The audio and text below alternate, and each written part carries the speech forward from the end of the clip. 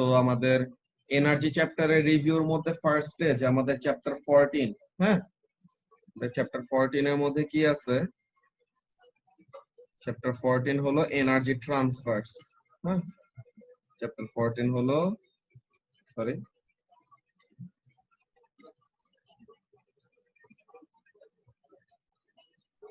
Energy ট্রান্সফারস। এখন এখানে energy ট্রান্সফারের কাজটা কিভাবে করে হয় এই ব্যাপারগুলো আমরা ফার্স্টে দেখব। ওকে, যে এনার্জি ট্রান্সফারের কাজটা কি কি আমাদের আসবে। সো এখন এনার্জি ট্রান্সফারের এখানের জন্য আমাদের ফার্স্টে যে কনসেপ্টটা বোঝা লাগবে যে law of conservation of energy. হ্যাঁ, যে law of conservation of energy কি বলে? এটা বলে যে এনার্জি কি করা যায় না, জাবের? ডিস্ট্রয় করা যায় না, ক্রিয়েট করা যায় না। ওকে, সো তাহলে এখানের মধ্যে কাজটা কি, যে energy can not be created or destroyed. এটা শুধু কি করা যায়, একটা ফর্ম থেকে অন্য একটা ফর্মে কনভার্ট করা যায়, আর একটা স্টোর থেকে আরেকটা স্টোরে কনভার্ট করা যায়। যে এখানের মধ্যে আমাদের স্টুডেন্ট বুকের মধ্যে স্টোরস অফ এনার্জি লেখা আছে। সো তাহলে ওই জিনিসটা নিয়ে আমরা আজকে দেখবো, যে স্টুডেন্ট বুকটা থেকে আমরা একটু রিডিং করে দেখবো যে অ্যাকচুয়ালি এই চ্যাপ্টারের মধ্যে বেসিক্যালি জিনিসগুলো কি কি লেখা। এখানের মধ্যে দেখো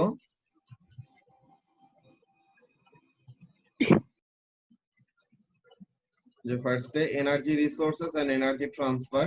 তো এখানের মধ্যে কাজটা কি, describe energy transfers involving energy stores. Energy store মানে এনার্জি স্টোর করে রাখা যায় কোন কোন ফর্মে? Chemical energy, kinetic energy, gravitational potential energy, elastic energy আর ইলাস্টিক পটেনশিয়াল যেটা বলি, thermal energy, magnetic energy, electrostatic, nuclear, এরকম। তো এগুলো হলো এনার্জি স্টোর, যে এই ফর্মে এনার্জিতে রাখা যায় আর কি।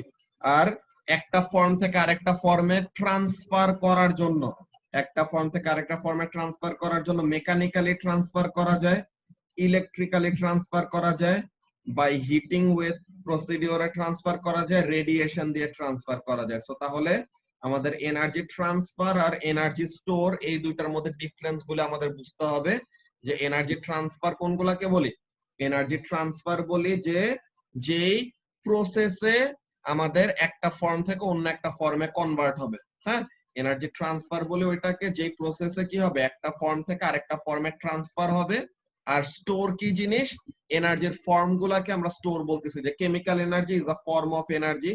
হ্যাঁ, এরপরে কাইনেটিক এনার্জি, এটা আরেকটা স্টোর অফ এনার্জি, মানে এই কাইনেটিক এনার্জির ফর্মে এরকম রাখা যায়, গ্র্যাভিটেশনাল পটেনশিয়াল এনার্জিতে কনভার্ট করা যায়, তো এমন টাইপের। তো তাহলে এখানের মধ্যে এনার্জি স্টোরস এন্ড ট্রান্সফারস এই ব্যাপারটা আমাদের আছে। এখানের মধ্যে আমাদের এনার্জি স্টোর এন্ড ট্রান্সফারের যে জিনিসটা, এখানে তোমার মনে করো যদি আমি কাজটা কি করি, আমি যদি আমার হাত এরকম রাব করে, হ্যাঁ, এরকম ফ্রিকশনের জন্য কি হয়, হাত এমন গরম হয়ে যায় না? তো হাত এরকম যে গরম হইতেছে, সো তাহলে হোয়াট ইজ অ্যাকচুয়ালি হ্যাপেনিং? আমি আমার কেমিক্যাল এনার্জিটাকে কাইনেটিক এনার্জিতে কনভার্ট করতেছি কিভাবে? মেকানিক্যালি। দেন কাইনেটিক এনার্জি থেকে হিট এনার্জিতে ট্রান্সফার হচ্ছে। Okay, the store is kinetic energy, যে মুভিং হ্যান্ড, তো তার মানে কাইনেটিক এনার্জি, তো ওখানে থেকে কি করবে, it will be converted to heat, তো তার মানে এই যে থার্মাল এনার্জিতে কনভার্ট হবে, এই থার্মাল এনার্জিতে কনভার্ট হবে। সো এটার জন্য কি লাগবে? এটার জন্য you have to do some energy transfer, যে কোন একটা ওয়েতে এনার্জি কি করা লাগবে, ট্রান্সফার করতে হবে। সো এইভাবে করে আমাদের মেইন কাজগুলো মনে রাখা লাগবে আর কি। হ্যাঁ, সো এখন এই চ্যাপ্টারের মধ্যে আমাদের সবচেয়ে বেশি ইম্পর্টেন্ট যে জিনিসটা, ওইটা হলো স্যাঙ্কি ডায়াগ্রাম। যে আমাদের এনার্জি ট্রান্সফার যে হয়, হ্যাঁ, এনার্জি ট্রান্সফার যে হয় ওই জিনিসটা আমরা স্যাঙ্কি ডায়াগ্রাম দিয়ে ওরকম সুন্দর মতো রিপ্রেজেন্ট করতে পারি। তো এখন এখানে আমাদের স্যাঙ্কি ডায়াগ্রামের কাজটা কি, স্যাঙ্কি ডায়াগ্রামে আমরা কিভাবে করে ড্র করি বলতো জাসরিন?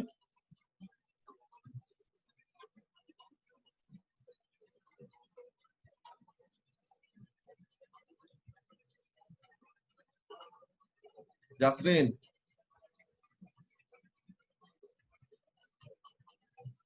ভাইয়া হ্যাঁ বলো, যে স্যাঙ্কি ডায়াগ্রাম আমরা কিভাবে ড্র করি? ওই যে ইনপুটটা ক্যালকুলেট করি, তারপরে ইউজফুল এনার্জি ওগুলো লিখি, ওয়েস্টেডটা দেই, এফিশিয়েন্সি বের করি। এই ডায়াগ্রামটা আঁকতে হয় কিভাবে? ফার্স্টে আমাদের কি করতে হয়, এটা একটা স্কেল ডায়াগ্রাম। হ্যাঁ, এটা হলো একটা স্কেল ডায়াগ্রাম। তো তার মানে কি, আমাদের অ্যারো গুলার যে উইডথ গুলা হবে না, তো অ্যারো গুলার উইডথ গুলা কিসের সাথে প্রপোর্শনাল হবে? অ্যামাউন্ট অফ এনার্জির সাথে, তাই না? যে অ্যামাউন্ট অফ এনার্জি বেশি হলে ওই লাইনের থিকনেসটা হবে বেশি, অ্যামাউন্ট অফ এনার্জি কম হলে ওই লাইনের থিকনেসটা হবে কম। এরকম না জাসরিন? হ্যাঁ ভাইয়া। তো তাহলে ফার্স্টে আমাদের টোটাল এনার্জিটা হলো ইনপুট এনার্জি। হ্যাঁ, ফার্স্টে আমাদের টোটাল এনার্জিটা হলো ইনপুট। এই যে this is the total energy, তো এটা হলো ইনপুট। তো এখন এইটার এতটুকু পার্ট ইউজফুল এনার্জি, যেটা স্ট্রেট অ্যারো যাবে, স্ট্রেট যে অ্যারোটা যাবে that is the useful energy. উপরে যে অ্যারোটা যাবে ওটা আমাদের মাঝে মাঝে আসে, অনেক রেয়ার এই জিনিসটা। এটা কি? এটা হলো সাইড ইউজফুল।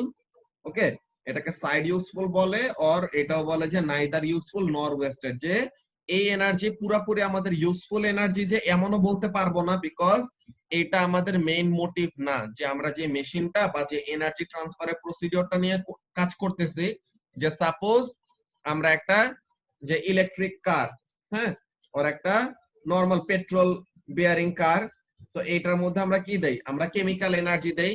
যে আমরা পেট্রোল দেই, পেট্রোল দিলে পরে কি হবে? পেট্রোলের যে কেমিক্যাল এনার্জি আছে, এই পেট্রোলের কেমিক্যাল এনার্জি ইউজ করে আমাদেরকে সে কি দিবে? আমরা গাড়ি থেকে কি চাই, কি টাইপের এনার্জি চাই? কাইনেটিক এনার্জি, যে আমরা চাই যেন গাড়িটা চলে। সো তাহলে the kinetic energy is the useful energy.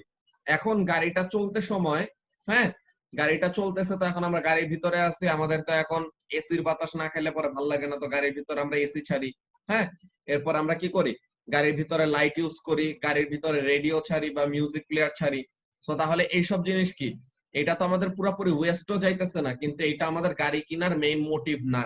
Okay, so তাহলে এই যে energy that is used for lights and radio and recharging battery, so তাহলে এইটা কি? এটা হলো আমাদের neither useful nor wasted। ঠিক আছে? আর এর নিচে যে এনার্জিটা যাইতেছে এটা কি? হিট এন্ড সাউন্ড এনার্জি, যে গাড়িটা চলতে সময় এরকম গরম হয়ে যায়, তো তাহলে কেমিক্যাল এনার্জিটা কি হয়ে যাইতেছে? হিট এনার্জিতে কনভার্ট হয়ে যাইতেছে, যেটা আমরা চাই না। সো তাহলে আমরা যেই ফর্মে এনার্জিটাকে কনভার্ট হইতে দিতে চাই না, ওই ফর্মে যদি এনার্জিটা যায়, সো তাহলে ওটা আমাদের কি হবে? Wasted energy. এরপর গাড়িটা চলতে সময় এরকম সাউন্ড ক্রিয়েট করে, সো তাহলে ওখানে সে কি করতেছে? তার কেমিক্যাল এনার্জিটা ইউজ করে সে ওয়েস্ট করতেছে। It is being produce or it is producing sound energy. So তাহলে ওই জিনিসগুলা, যে তোমরা কেমিস্ট্রিতে একটা জিনিস পড়ছো না, নকিং? কেমিস্ট্রিতে এরকম একটা টার্ম পড়ছো? যাবে, এটা তো তোমাদের ইয়াতে গাড়ির ক্যাটালিস্ট পড়তে সময়, ক্যাটালিস্ট পড়তে সময় তখন তোমাদের এই নকিং ওয়ার্ডটা একটা কোনো এক্সট্রাক্টের মধ্যে থাকার কথা। যে তোমার ক্যাটালিস্ট কি করে? একটা ক্যাটালিস্টের কাজ কি বলো তো একজন? Speed up the reaction. Speed alternate route দিয়ে কিভাবে করে এটা? Alternate route provide করে। অল্টারনেট রুট প্রোভাইড করে। অ্যাক্টিভেশন এনার্জি কমায় দেয়। আচ্ছা, ওই যে রিকোয়ার্ড অ্যাক্টিভেশন এনার্জি কমায় দেয়। আচ্ছা ঠিক আছে, ভালো কথা, ভেরি গুড। সো এখন এই যে অ্যাক্টিভেশন এনার্জি কমায় দেয়, কিভাবে কমায় জানো? ওই যে সারফেসে রিঅ্যাক্ট করায় নাকি এরকম করে জানি। সো ওইটার জন্য তোমাদের এই নকিং এর এই জিনিসটা পাওয়ার কথা। ওখানের মধ্যে যে গাড়ির ভিতরে আমাদের এরকম কয়েকটা ক্যাটালিস্ট থাকে, হ্যাঁ, একদম পুরো বি হাইভের মতো, হ্যাঁ, বি হাইভের মতো এরকম আমাদের কি থাকে, এমন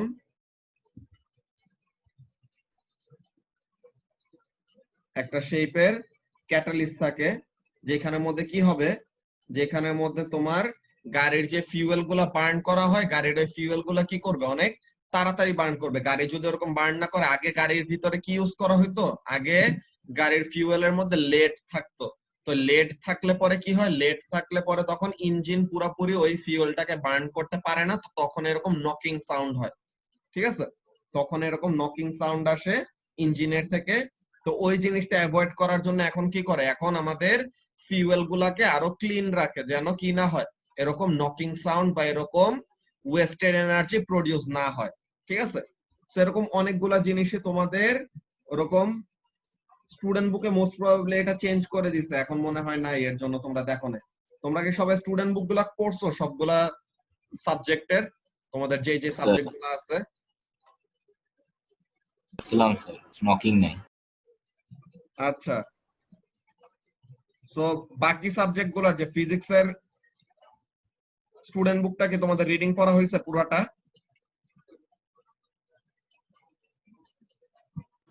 পড়ছিলাম তো, 2বার মনে হয়েছে। ওকে, আর বাকিদের? রাইসা?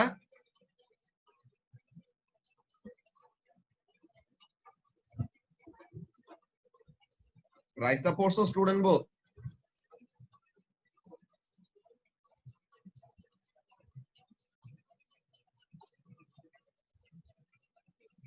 আচ্ছা, তো তাহলে ওইটাও কোশ্চেন জিজ্ঞাসা করলে পরে একটু পর ডিসকানেক্ট হয়ে যায়, পরে যে আবার কানেক্ট হয়।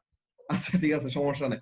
তো এখন এখানের মধ্যে কাজটা কি আমরা দেখি যে আমরা এনার্জি ট্রান্সফারের যে জিনিসটা পড়বো, তোমরা বড় হইলে পরে এই ব্যাপারটা একটু তোমাদের চেঞ্জ হবে, যে তোমরা এখানের মধ্যে যেটা পড়তেছো না, যে energy is not created or destroyed in any process, এটাকে বলে law of conservation of energy. এটা অ্যাকচুয়ালি আমাদের A2 তে যখন উঠবা তখন এই লটা একটু চেঞ্জ হয়ে যাবে, এটাকে বলবে ম্যাস এনার্জি কনজারভেশন। সরি, এটাকে বলবে কি, এটাকে বলবে ম্যাস এনার্জি কনজারভেশন, যে mass and energy together are conserve, যে এখানের মধ্যে এই ব্যাপারটা তোমরা ফিশন ফিউশন রিঅ্যাকশনের সাথে এরকম রিলেট করতে পারবা যখন নাকি বড় হবে, A2 তে ওঠার পর তখন তোমাদেরকে এই জিনিসটা দেখানো হবে। ওকে, সো এইটা মোর অর লেস ছিল আমাদের এই চ্যাপ্টারের থেকে। স্যাঙ্কি ডায়াগ্রাম নিয়ে কি কারো কোনো প্রবলেম আছে, যে আঁকতে সমস্যা হয় এরকম, বা কোনো কনফিউশন আছে স্যাঙ্কি ডায়াগ্রাম নিয়ে? স্যার মাইশারা? না ভাইয়া। ওকে,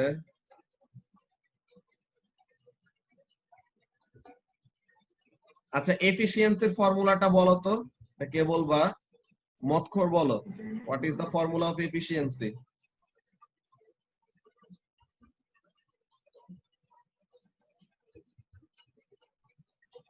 Total energy input divided by total energy output. Total output উপরে আর টোটাল ইনপুট নিচে, ঠিক আছে? Useful energy output divided by total energy input, ঠিক আছে?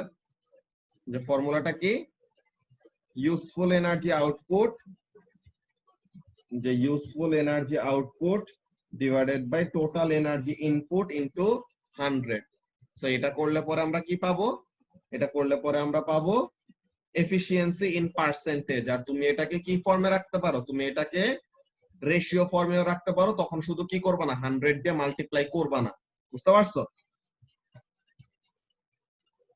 সে ফর্মুলাগুলি মনে রাখতে হবে। এখন এই যে হিট ট্রান্সফার, এখন হিট ট্রান্সফার আমাদের কয়টা প্রসেসে হয়? 3টা। কি কি? Conduction, convection, radiation.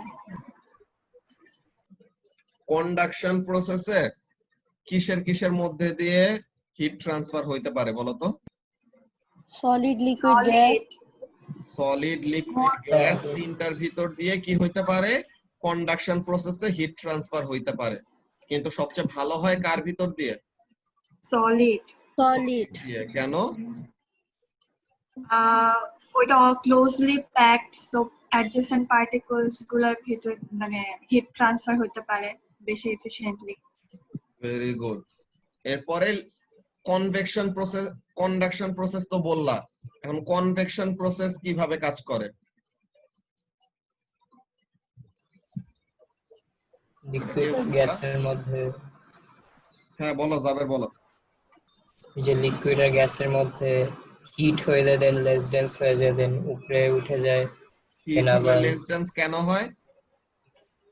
তাহলে পার্টিকেলস গুলো আরো দূরে দূরে হয়ে যায়। পার্টিকেলস গুলি আরো দূরে দূরে সরে যায়, তো তাহলে দূরে সরে গেলে কি হবে? সেম ম্যাস, Density ম্যাস কমে যাবে। কনস্ট্যান্ট, কিন্তু ভলিউমটা বেড়ে গেছে, তো ভলিউম বেড়ে গেলে কি হবে? ডেনসিটি কমে যাবে। আর ডেনসিটি যদি কমে যায় সে কি করবে? উপরে উঠবে, তাই না? হ্যাঁ।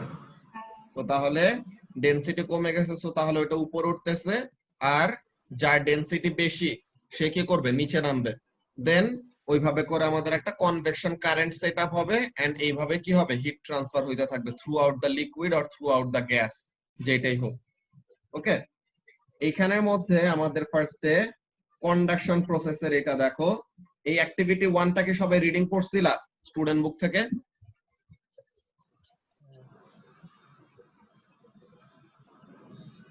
আদনিন, জি ভাইয়া। এই রিডিং করছিলা এই যে ইনভেস্টিগেশন, হ্যাঁ হ্যাঁ, এটা পড়ছি। well different metals conduct heat? এটা পড়ছি তো। কেউ আছো এখানের মধ্যে? এটা কিন্তু তোমাদের এই যে নতুন ও লেভেলস এর ওদের ভিডিও দিছি না, ওই ভিডিওতে কিন্তু এই পুরাটা এক্সপ্লেন করা ভিডিও আছে, ঠিক আছে? তো তাহলে ওখানে থেকে ভালো মতো এই জিনিসটা দেখে নিবা যে কন্ডাকশন প্রসেস কিভাবে করে আমরা এরকম টেস্ট করতে পারি যে কপার ভালো কন্ডাক্টর নাকি স্টিল ভালো কন্ডাক্টর। তো এটা আমরা শো করব কিভাবে? একজন এই প্রসিডিওরটা বলো তো, আদনিন বলো, যে এইভাবে এখান থেকে কিভাবে বুঝবো যে কপার ভালো কন্ডাক্টর নাকি স্টিল ভালো কন্ডাক্টর? এই এক্সপেরিমেন্ট দিয়ে কিভাবে বের করতে পারে তারা?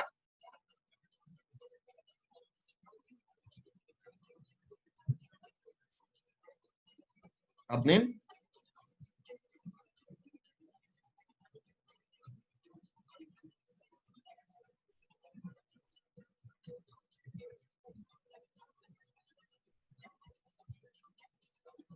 আদনিন,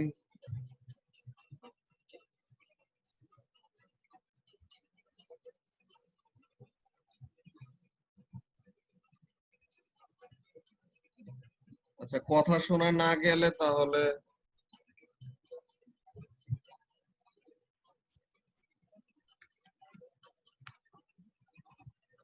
ওকে।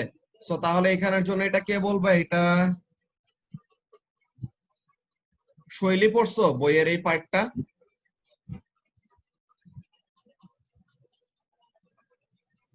না, এটা পড়িনি। ওকে, সো তাহলে এখানের জন্য আমরা জিনিসটা দেখি ফার্স্টে কি বলতেছে। এখানের মধ্যে খেয়াল করো যে স্টুডেন্ট বুকের এগুলা কয়টা জিনিস দেখা লাগবে, এখানে থেকে অনেকগুলো এক্সপেরিমেন্ট নতুন কোশ্চেন পেপারে দিবে, বুঝছো? তো এখন এখানের মধ্যে কাজটা কি? এখানে দেখো এই লেফট হ্যান্ড সাইডে হলো কপার আর রাইট হ্যান্ড সাইডে হলো স্টিল। হ্যাঁ, এই দুইটা ইকুয়াল লেন্থের আছে, তাদের একদম মিড পয়েন্ট থেকে হিট দিব এন্ড দেখবো যে কার ভিতর দিয়ে হিটটা সবচেয়ে ভালো মতো ট্রান্সফার হয়। ওকে, তো এখন এখানে আমরা কি করতেছি খেয়াল করো। এখানের মধ্যে আমরা এই যে এই কতগুলি ড্রয়িং পিন এরকম অ্যাটাচ করে দিছে। ড্রয়িং পিন তো এমনি এমনি অ্যাটাচ থাকবে না, সো তাহলে কোন একটা গ্লু দিয়ে তাদেরকে অ্যাটাচ করে রাখছে। কিভাবে? Drawing pins stuck to the metal with petroleum jelly. So তাহলে পেট্রোলিয়াম জেলি লাগায় দেন এটার সাথে কি করছে? স্টিলের সাথে ওরকম লাগাই দিছে। এখন পেট্রোলিয়াম জেলি কি করবে? পেট্রোলিয়াম জেলি যত টেম্পারেচার বাড়বে পেট্রোলিয়াম জেলি গলে যাবে না শৈলী? হ্যাঁ ভাইয়া। তো তাহলে পেট্রোলিয়াম জেলি যদি গলে যায় তো তখন কি আর পিনগুলা ওই মেটালের সাথে কন্ট্যাক্টে থাকতে পারবে? পারবে না, তখন পিনগুলা কি করবে? পড়ে যাবে। তো তাহলে আমরা এই কাজটা করব যে আমরা হিট দেওয়া শুরু করলাম, দেন আমরা অবজার্ভ করব যে কোন সাইডের থেকে আর কোন মেটালের থেকে পিনগুলি তাড়াতাড়ি পড়ে যাইতেছে। তো তাহলে যেখান থেকে পিনগুলো তাড়াতাড়ি পড়ে যাবে মানে ওইটার ভিতর দিয়ে হিট ট্রান্সফারটা, যে কন্ডাকশন প্রসেসে হিট ট্রান্সফারটা কি হয়েছে? সবচেয়ে ভালো মতো হয়েছে। সো এইভাবে করে আমরা বের করতে পারি যে কোন মেটাল ভালো মতো হিট কন্ডাক্ট করতে পারে আরেকজনের থেকে। বুঝতে পারছো? সো এইটার জন্য আমাদের একটা কন্ট্রোল ভেরিয়েবল আছে। কন্ট্রোল ভেরিয়েবলটা কি? the drawing pins must be set at the same distance from the heat source to make it a fair test. এখন আমরা যেই জিনিসটাকে কনস্ট্যান্ট রাখি একটা এক্সপেরিমেন্টে, যে জিনিসটাকে কনস্ট্যান্ট রাখি ওই জিনিসটাকে আমরা কি বলি? ওটাকে আমরা কন্ট্রোল ভেরিয়েবল বলি না? সো তাহলে এখানের মধ্যে কন্ট্রোল ভেরিয়েবলটা কি? the distances of the drawing pins from the heat source, যে দুই পাশে আমাদের ডিসটেন্স যেন কি রাখি, সেম রাখি। সো এইভাবে করে আমরা এই এক্সপেরিমেন্টটা করতে পারি। কারো কি এক্সপেরিমেন্টটা নিয়ে কোনো কনফিউশন আছে? মাত্র কি বললাম? কপার মানে রডগুলোর লেন্থ চেঞ্জ করলে এক্সপেরিমেন্টের উপর এফেক্ট করবে না? রডগুলার লেন্থ এই দিকে যদি চেঞ্জ করি, পিছের দিকে যদি বাড়াই তো তাইলে পরে যায় আসে না। কিন্তু আমরা যদি হিট সোর্সের কাছে দিয়ে, যে হিট সোর্সের এখানে থেকে এতটুকু ডিসটেন্স আর এখানে থেকে এতটুকু ডিসটেন্স, সেম ডিসটেন্স, এখন আমরা যদি রডটাকে হিট সোর্স থেকে দূরে সরায় নিয়ে যাই তো তাহলে তখন কি হয়ে যাবে, তখন আমাদের সমস্যা হয়ে যাবে যে একটা তাড়াতাড়ি হিট আপ হবে, একটা আস্তে আস্তে হিট আপ হবে। ঠিক আছে? সো রডের লেন্থ পিছের দিক দিয়ে বাড়লে পরে এত বেশি প্রবলেম হবে না। বুঝতে পারছো? ওকে, সো তাহলে এইটা গেল আমাদের ফার্স্টে কন্ডাকশন প্রসেসের কাজ। দেন কনভেকশনের এইটা আমরা কি করতে পারি, এই যে পটাশিয়াম পার ম্যাঙ্গানেট দিয়ে, পটাশিয়াম পার ম্যাঙ্গানেট কি কালার? জাবের? Purple colour. তাহলে এরকম ওয়াটারের মধ্যে পটাশিয়াম পার ম্যাঙ্গানেটের একটা সলিড ফর্ম যদি এরকম আমরা দিয়ে রাখি, দেন ওটাকে হিট করলে পরে কি করবে, এরকম পটাশিয়াম পার ম্যাঙ্গানেটটা সলিউশনে যে এরকম একটা কনভেকশন কারেন্টের প্যাটার্নটা আমাদেরকে দেখাইতে পারবে, তাই না? সো এই যে কেন একটা জিনিস এরকম হিট করলে পরে তার ডেনসিটি কমে যায়, যে when something is heated it expands, so volume increases, তো ম্যাস হলো কনস্ট্যান্ট কিন্তু ভলিউম যদি বাড়ে তো তার মানে ডেনসিটি কি করবে, তো তাহলে ডেনসিটিটা কমে যাবে। ওকে, সো এইগুলা ছিল আমাদের এক্সপ্লেনেশন গুলো। এই যে এখানে নিচেও লেখা যে substances tend to expand when heated because particles of which they are made of have more kinetic energy. As they move around more, the average distance between the particles increases. So এইটা আচ্ছা, এখন এই কোশ্চেনের অ্যানসারটা কে দিবা?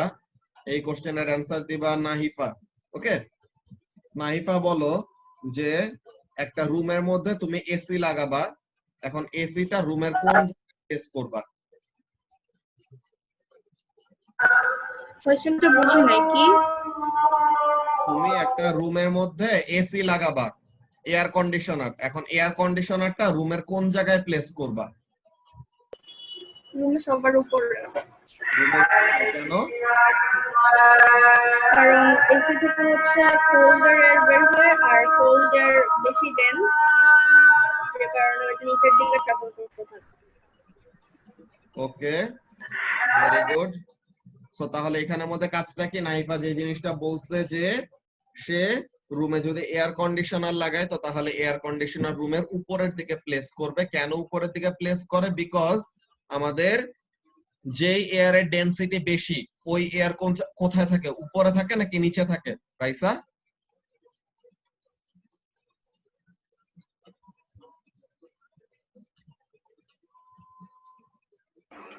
জি ভাইয়া। যেই এয়ারের density বেশি ওই এয়ার কি উপরে থাকে নাকি নিচে থাকে?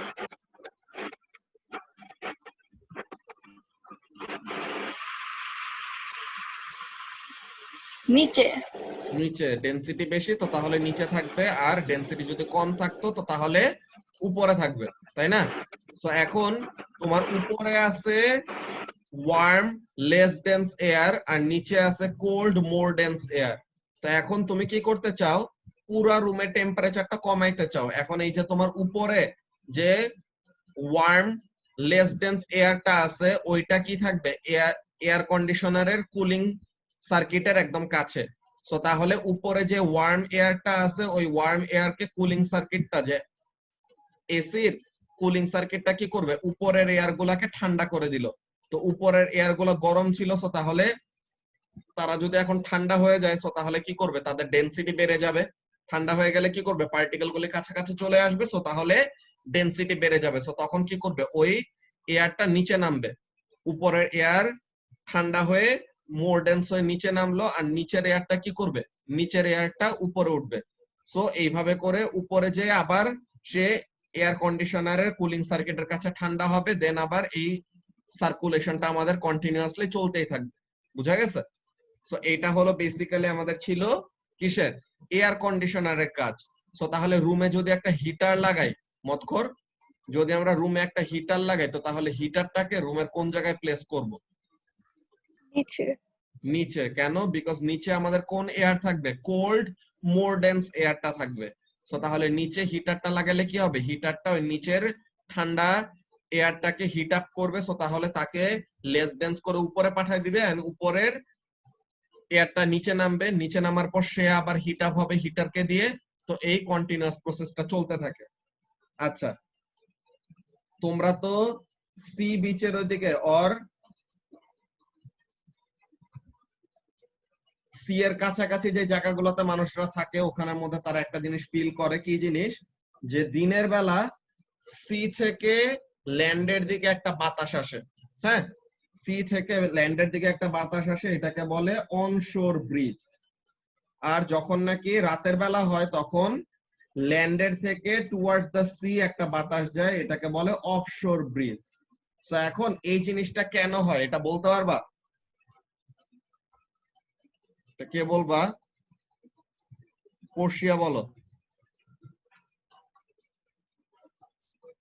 যে দিনের বেলা টুয়ার্ডস দ্য ল্যান্ড একটা বাতাস আসে আর রাতের বেলা অ্যাওয়ে ফ্রম দ্য ল্যান্ড একটা বাতাস যায়, এটা কেন হয়?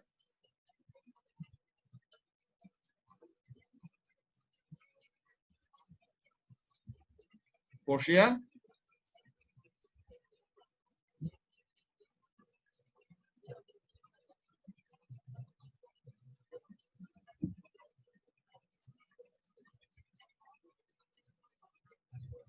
আচ্ছা, পর্ষিয়া মোস্ট প্রবাবলি কানেক্টেড নাই, ওর প্রবলেম হইতেছে।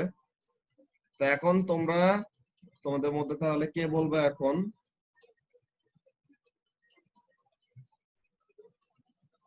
নাহিয়ান বলো। কারণ স্যার দিনের বেলায় ল্যান্ড হোলার ফার্স্ট স্টেপ করে, এর জন্য ল্যান্ডের উপর যে এয়ারটা থাকে ওটা হিট আপ হয়ে যায়, এক্সপ্যান্ড করে উপরে যায়, এর জন্য এর উপর যে এয়ারটা আছে ওটা ফ্লো ইন করে to fill the space. Very good.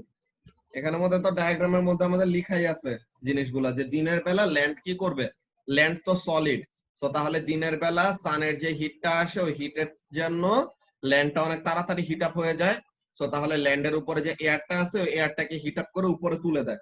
তো ল্যান্ডের উপরে এয়ারটা উপরে উঠে গেল, তো তাহলে সে যায় নামবে কোথায়? যে এখানে ঠান্ডা পাবে। ঠান্ডা কোন জায়গায়? Sea water. তো সি ওয়াটার ওখানে যে নামলো, এন্ড এখানে থেকে আবার কি করবে তারা? ল্যান্ডের থেকে যে এয়ার উঠে গেছে সো ওটাকে রিপ্লেস করার জন্য সি থেকে ল্যান্ডের দিকে একটা বাতাস আসে। ঠিক আছে? সো এইটা।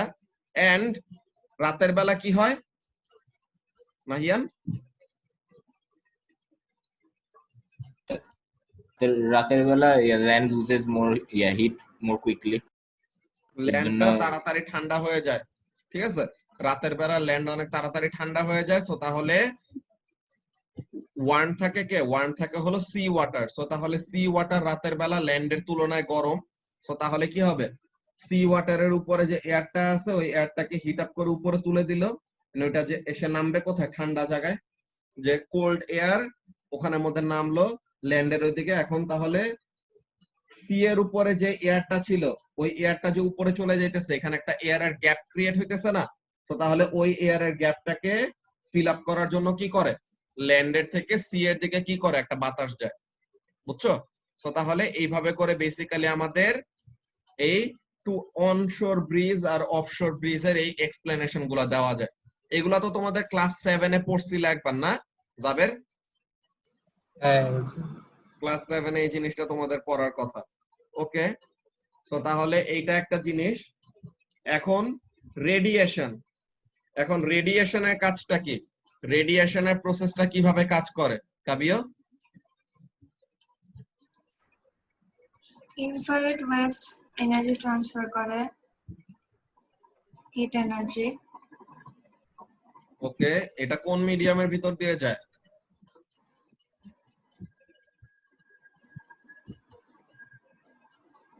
কি কোন মিডিয়াম লাগে এটার হিট ট্রান্সফার করার জন্য? সলিড, লিকুইড নাকি গ্যাস?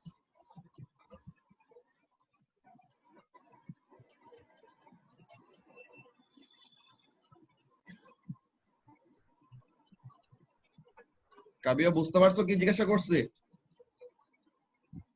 ইনফ্রারেড ওয়েভের যে তুমি তো বলছো কন্ডাকশনের জন্য সলিড লিকুইড গ্যাস তিনটার ভিতর দিয়ে কন্ডাকশন হয়, এরপর জাবের বলছে কনভেকশনের জন্য ফ্লুইড হইতে হবে, মানে ফ্লো করতে পারতে হবে, মানে কি লিকুইড হইতে হবে আর গ্যাস হইতে হবে। এখন আমি জিজ্ঞাসা করলাম রেডিয়েশনের জন্য কি মিডিয়াম লাগে হিট ট্রান্সফারের জন্য? এটা তো কোনো মিডিয়ামই লাগে না। এটা তো কোনো মিডিয়ামই লাগে না, কেন? বিকজ রেডিয়েশন ইজ অ্যান যে infrared wave is a electromagnetic wave, so তাহলে এটার তো কোনো মিডিয়াম লাগে না পাস করার জন্য। ওকে, সো তাহলে এটার কোনো মিডিয়াম লাগে না পাস করার জন্য। সো এইটা হলো আমাদের ইনফ্রারেড ওয়েভের থ্রুতে হিট ট্রান্সফারের কাজ। এই যে আমরা বলছিলাম না যে ইনফ্রারেডের ওরকম তুমি একটা ইমেজ যদি ক্রিয়েট করো, দেখো এই যে এই জায়গাটায় এই পার্টটায় কালো যে পার্টটা আছে এখানের মধ্যে কি বলে ব্লুইশ যে পার্টটা আছে এখানের মধ্যে টেম্পারেচার কম। এই যে আর্মের যে পার্টগুলি আছে এই জায়গাটায় টেম্পারেচার বেশি। তো এরকম আমরা মানুষটা দেখতে কেমন এটা কিন্তু পাইতেছি না, কিন্তু মানুষটার বডির একটা শেপ কি করতে পারতেছি, মানুষটার বডির একটা শেপ এরকম ক্রিয়েট করে ফেলতে পারতেছি। কি ইউজ করে? ইনফ্রারেডের পিকচার ইউজ করে। যে এই যে this is an thermal image of a patient showing different areas of temperatures. So এমন একটা কাজ। সো এখন এখানের মধ্যে কাজটা কি, যে ইনফ্রারেড ওয়েভ এইভাবে করে আমাদের ট্রান্সফার হয়, ভালো কথা। এখন কোন সারফেস সবচেয়ে ভালো রেডিয়েট করতে পারে heat? Matt black surface. Matt black surface সবচেয়ে ভালো কি করতে পারে? হিট রেডিয়েট করতে পারে। কেন? রেডিয়েট করার জন্য ফার্স্ট কি করতে হবে? রেডিয়েট করার জন্য তোমার অ্যাবজর্ব করতে পারবে। ওকে, সো তাহলে ম্যাট ব্ল্যাক সারফেসেস আর বেস্ট অ্যাবজর্বার। সো তাহলে যে সবচেয়ে ভালো অ্যাবজর্ব করতে পারে সে তত ভালো কি করতে পারবে? রেডিয়েট করতে পারবে। ওকে, সো তাহলে ম্যাট ব্ল্যাক সারফেস হলো সবচেয়ে ভালো অ্যাবজর্বার অফ হিট এনার্জি, তাহলে সবচেয়ে ভালো রেডিয়েটরও হবে। আর রিফ্লেকটিভ পাওয়ার তাহলে কি হবে? যে সবচেয়ে ভালো অ্যাবজর্ব করতে পারে সে তত বাজে রিফ্লেক্টর, তাই না? যে সে এনার্জি রিফ্লেক্ট না করে কি করে, এনার্জিটা তার কাছে আসলে সে ওটাকে পুরোপুরি অ্যাবজর্ব করে ফেলে। হ্যাঁ, আর তুমি যদি এটার জন্য বলো কিসের জন্য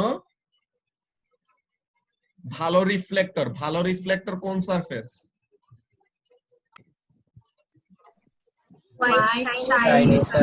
shiny white surface. Adnin, Kabio, Jabed যেটা বললো যে এখানের মধ্যে কাজটা কি, যে শাইনি হোয়াইট সারফেস কিসের কাজ করবে? Shiny white surfaces will be very good reflectors of heat. So তাহলে যদি অনেক ভালো রিফ্লেক্ট করতে পারে তো তাহলে কি সে অ্যাবজর্ব করতেছে কম। সো অ্যাবজর্ব যদি কম করে তো তার মানে কি রেডিয়েটও করবে কম। বুঝা গেছে? সো এইটা হলো আমাদের মেইন কাজ, যে ব্যাড রেডিয়েটর যে ভালো অ্যাবজর্ব করতে পারে, যে polished shiny surfaces, good reflector আর ব্যাড অ্যাবজর্বার। ব্যাড অ্যাবজর্বার মানে ব্যাড রেডিয়েটর। আর ম্যাট ব্ল্যাক সারফেস কি হবে? ব্যাড রিফ্লেক্টর, তো তার মানে গুড অ্যাবজর্বার। আর অ্যাবজর্বার ভালো হওয়া মানে রেডিয়েটরও ভালো হওয়া। ঠিক আছে? সো এইগুলো হলো কয়টা আলাদা ব্যাপার যেগুলো আমাদের মাথায় রাখা লাগবে। এখন এই আরেকটা এক্সপেরিমেন্ট আছে যে কোন টাইপের সারফেস হিট সবচেয়ে ভালো মতো রেডিয়েট করতে পারে। যে ব্ল্যাক সারফেস, এটা তো তোমাদের কোশ্চেন পেপারেরও এরকম টাইপের একটা কোশ্চেন আছে, তাই না? যে কোন টাইপ অফ সারফেস সবচেয়ে ভালো মতো হিট রেডিয়েট করতে পারে। তো এই এক্সপেরিমেন্টটা এখন এক্সপ্লেন করতে পারবা কে? আদনিন, এখন এই এক্সপেরিমেন্টটা এক্সপ্লেন করো তো যে কোন টাইপের সারফেস ভালো রেডিয়েট করতে পারে, কিভাবে এটা এক্সপেরিমেন্টটা করা হইতেছে।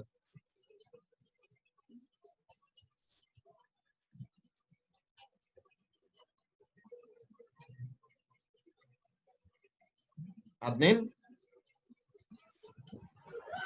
ফিলামেন্ট বাল্বের হাফ হচ্ছে গিয়ে ম্যাট ব্ল্যাক কালার আর হাফ হচ্ছে গিয়ে শাইনি হোয়াইট। তো ফিলামেন্ট বাল্ব যখন জ্বালানো হবে তখন তো এমনি ওটা গরম হয়ে যাবে, আর তখন হচ্ছে গিয়ে গরম হয় কেন ফিলামেন্ট বাল্ব?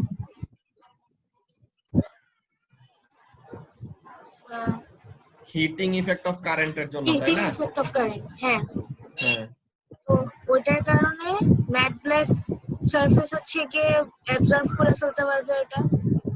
হ্যাঁ and ভালো রেডিয়েট করবে, এই জন্য পাশের যে থার্মোমিটার ওখানে টেম্পারেচার রাইজ করবে তাড়াতাড়ি, comparing to the other half which is shiny white surface. Very good. So সবাই কি বুঝতে পারছো এক্সপেরিমেন্টাল প্রসিডিওরটা কি? যে আমরা একটা লাইট বাল্ব নিয়ে লাইট বাল্বের দুই পাশে যে ইকুয়ালি দুই পাশে দুইটা কালার করলাম, একদিকে ম্যাট ব্ল্যাক সারফেস আর ম্যাট ব্ল্যাক কালার, আর আরেক দিকে হলো শাইনি হোয়াইট। সো এখন এখানের মধ্যে বাল্ব যখন নাকি জ্বালাবো, বাল্ব জ্বালানোর পর কি হবে? বাল্বটা গরম হয়ে যাবে। কেন? হিটিং ইফেক্ট অফ কারেন্টের জন্য। তো হিটিং ইফেক্ট অফ কারেন্টের জন্য বাল্বটা যে গরম হইলো, এখন ভিতরে হিট প্রডিউস হচ্ছে আর ভিতরে হিট জেনারেট হচ্ছে। এই হিটটা কে ভালো মতো অ্যাবজর্ব করতে পারবে? ব্ল্যাক সারফেস বেশি ভালো মতো অ্যাবজর্ব করতে পারবে। সো ব্ল্যাক যদি ভালো মতো অ্যাবজর্ব করে, সো তাহলে সে আবার এই জায়গা থেকে কি করবে? বাইরের দিকে রেডিয়েট করে দিবে। সো সে যদি হিটটাকে বাইরের দিকে রেডিয়েট করে দেয়, তো তাহলে তার পাশে যে থার্মোমিটারটা আছে, ওই থার্মোমিটারের টেম্পারেচারের রিডিং কি করবে? তাড়াতাড়ি বাড়বে আর বেশি বেশি করে বাড়বে। আর হোয়াইট সারফেস অ্যাবজর্ব করবে কম, সো তার মানে তার অ্যাবজর্ব যদি কম করে, সে রেডিয়েটও কম করবে। তো তাহলে তার পাশে যে থার্মোমিটারটা আছে, ওই থার্মোমিটারে টেম্পারেচারের রিডিং কম আসবে। যে দেখো এখানে টেম্পারেচারের রিডিং কম, এখানে টেম্পারেচারের রিডিংটা কি? বেশি। ওকে, সো এই এক্সপেরিমেন্টের জন্য আমাদের কন্ট্রোল ভেরিয়েবলটা কি? এক্সপেরিমেন্টের জন্য কন্ট্রোল ভেরিয়েবলটা হলো যে it is important that the thermometers are placed at the same height and distance from the filament bulb. যে আমি একটার জন্য থার্মোমিটার কাছে রাখলাম, একটার জন্য থার্মোমিটার দূরে রাখলাম, তাইলে পরে হবে না। পার্শিয়ালিটি করলে পরে হবে না। আমাদের এখানের মধ্যে কি করা লাগবে? দোনোটাকে সেম ডিসটেন্স দূরে রাখতে হবে। ওকে, কারো কি এটা নিয়ে কোনো কনফিউশন আছে এক্সপেরিমেন্টটা নিয়ে?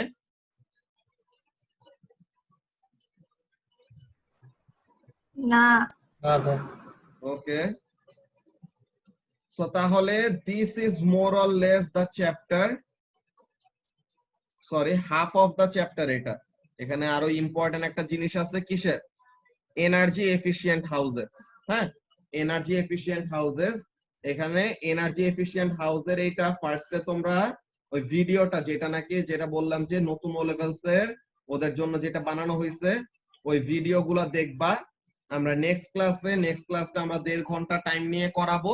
ওকে, যে সোমবার দিন আমরা 1.5 ঘন্টা টাইম নিয়ে করাবো। ওই দিন আমরা energy efficient house, work and power আর ওই ইলেকট্রিসিটি জেনারেশনের ওই কাজগুলা করব। ঠিক আছে? সো আজকে আমাদের ক্লাসটা এখানের মধ্যে শেষ করা লাগবে। এনজেড ভাই আমাকে নক দিতেছে, কি জানি কথা বলবে, বুঝছো? তো তাহলে আজকে আমাদের এখানের মধ্যে ক্লাসটা শেষ করতে হবে। ওকে, সো তোমরা ওই ভিডিওগুলা এর মধ্যে ভিডিওগুলা দেখে ফেলবা। ঠিক আছে? প্লেলিস্টটা দিয়ে দিছি না গ্রুপে, ওখানে থেকে ভিডিওগুলো দেখে ফেলবা যেন তোমাদের ফার্স্টে থেকেই একটা রিভিশন হয়ে থাকে। ওকে, সো আল্লাহ হাফেজ। ওকে, আল্লাহ হাফেজ।